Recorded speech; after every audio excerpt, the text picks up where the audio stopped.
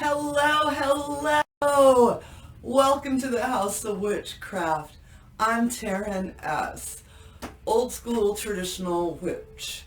And today I want to talk to y'all folks out there about your grimoire, your BOS, your book of shadows is what the BOS is, your journal, your scraps of paper that you tape together and call your book of spells, whatever you want to call it.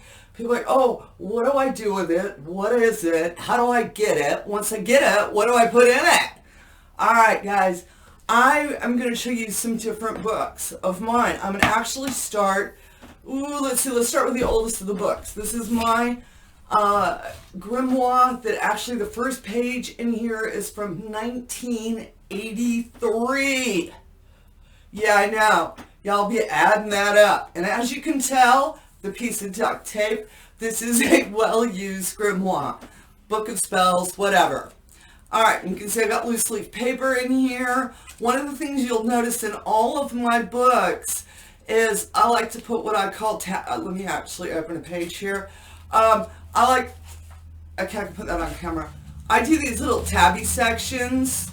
Alright, I've got one that says moons on it. Okay, I've got the, let's see here. I don't have my glasses on, so y'all gonna have to bear with me. Alright, I got magical plants as one of my titles. Also understand these titles are from 1983, and I'm like, did I really? Yeah, healing herbs. That would be just for straight medicinal purposes. This has got a star beside workings, so it's a list of workings. It lists all the workings. You can see some of the stuff that's in here. But I want to start with what's in common with all of them, how you choose your first couple of pages of your book. Typically, you put a sigil, something here. In 1983, I was using the pentagram. I did some ritual I had written down, I remember, and then after that is my blessing prayer. All right, and this is my old book that's falling apart, and then I started doing things a little different. I started going up to Papanicas more, learning more about the voodoo and the conjuring world, and so I really felt that needed a different book. And so actually, I think on this one's like first date on here, I think is like 98. And again, the first couple of pages of your book, what you want to do is, I have a little single thing right here. I have my blessing ritual on the page. Here I sort of started some sort of table of contents, but they never work out right. And again, if you look, I have these little tabs, all right? So that I've got it all in section according to what I want. Everybody gets sections according to what you want. You're like, well, what should I put in my sections, all right? My first section is different prayers that I have learned. I also have notes in here about how I'm exploring the light, the dark, the Loa, Mama Bridget, wisdom, funny. I have a whole section on spiritual baths. All right. And I worked out of this book for probably about 10 years. And then when I came out here to California, I realized I was in a new season. So I got a new book. All right.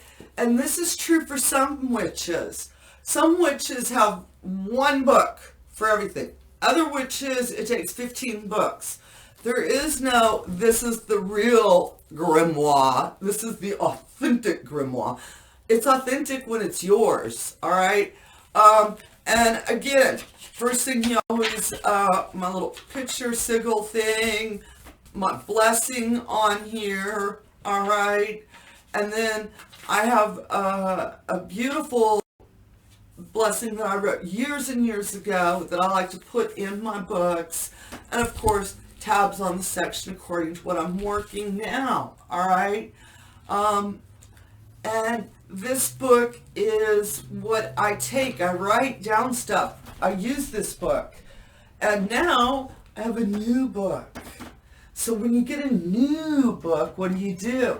Well, I got this last month from a friend of mine, and I was so excited because in case you hadn't noticed, an ongoing theme with my personal grimoires is I typically like things that in blue. I didn't even know I was doing that, all right? And then when she gave me this book, it felt so right. And my first month with this book, I went and laid it on the new moon altar. And then I went and laid it on a full moon altar. I've been keeping it up on our main altar for the next moon. I'm not feeling a rush. So I'm just preparing the book for its journey. And I know some folks are like, oh, I got to write in it immediately. If that is what you're feeling, then that is what you do, all right? If you get your books, I know there was like, if I remember correctly, actually, when I found this book, I mean, I went home, blessed it under a full moon, and the next day, I was just scribbling all up in it. I had stuff that I wanted to write down. I write down any of the workings. I always make sure to cite my sources in all of my books, and that's something that we all should do, is give credit where credit's due. You know, we have so many talented, just divinely inspired witches out there who are sharing their works with us, okay? And so we need to make sure that when we write that prayer down, or we write that working spell, whatever, you write down at the bottom that person's name, or write down what website you got off of, or anything like that. Because you want to embrace the magic, the goodness that these folks are creating. And if you're not including them, you're not getting all the magic in. Does that make sense? It was sort of a, what in the world did Taren just say? But you want to make your book the way it feels right to you. And for some witches, it's more of a scrapbooking experience. For other witches, it's an artistic endeavor where each page has got calligraphy on it. And for some folks, it's a couple of pieces of paper that they tape together. All right? And all of that is the right way. Okay? The common element that we all have is that you need to do a book blessing on it. Do a cleansing on it before you start working in it, okay? And that means take it out under full moon, open its pages up, get you some sage, roll it across those pages, get you a cigar, breathe that tobacco across it, get some incense, make sure you open it up under a full moon, all right? And typically you want to keep it out there about 3-4 hours. You know, you don't want to actually keep your books out overnight because of the morning dew, okay? If you live someplace with a heavy dew, you will go out to a wet book, all right? Ideally, what I like to do is just around sunset, right at that in-between time, sit my face up, get all my stuff. That way I can also see what I'm doing. Start my working up there, and then I'll lay it out. Say my prayers, light some incense and everything else. And then I'll leave the space if I've got other things to do. And then shortly after midnight, I go back down, all right? And again, say a couple of little prayers, everything else. I will then at that point blow out all my candles. Well, actually, I don't blow them out. I pinch them out. But secure my space and take the book inside at that point, all right? If you are not able to do it outside, find the window in your house where you can see the moon. Sit you up a little table in front of that window. Put your book out there. Now you can leave your book all night long until sunrise. So you're sort of a little luckier there. And lay it out. And when you're saying your words, heartfelt words, that's all you got to say. Don't go thinking, oh, I got to go find, what am I supposed to say on a book blessing? You know what you're supposed to say? I want this book to be full of wisdom. I want this book to be protected.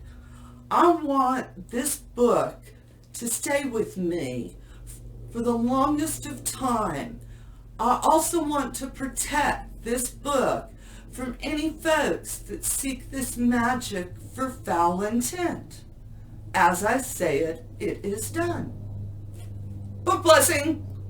That simple. All right?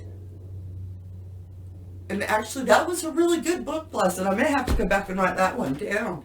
But it's about saying it from the heart. What do you want this book? Say those words out loud.